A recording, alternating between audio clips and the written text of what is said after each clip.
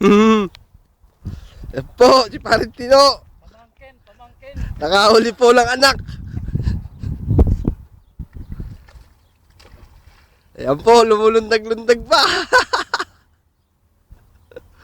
Pamangkin. Apo.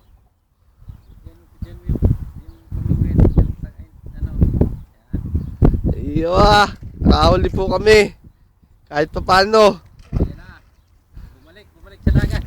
Ayan, naglalambing pa, pinatatagal pa. Kahuli po kami anak.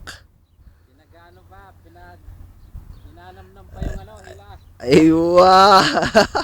Pwede na yan, laman tiyan din yan. Huwag na magtampo.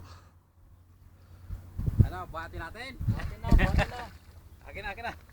Tinataya pong 20 kilo, mga 10 piraso. Tama na yung ano niya, laro.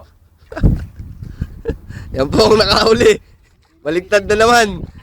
Dario naman po ang extra. Aywa, pumapalag-palag pa. Pwede na yan. Lamat yan. Sa bunga nga. Alang katanggi-tanggi.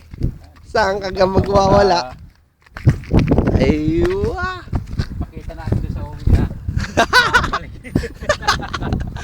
Palagay ko Sila yan. balik kayo. Nakadali na kami ng isa. Balik kayo.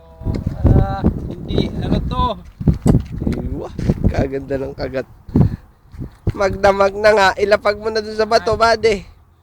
Para hindi ko Aywa, inggit na naman si Kalbo. Wala na naman. dumaan sa ano ko. No?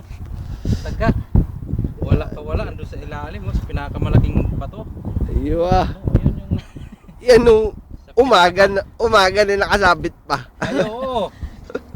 Yan po ang nakahuli ngayon.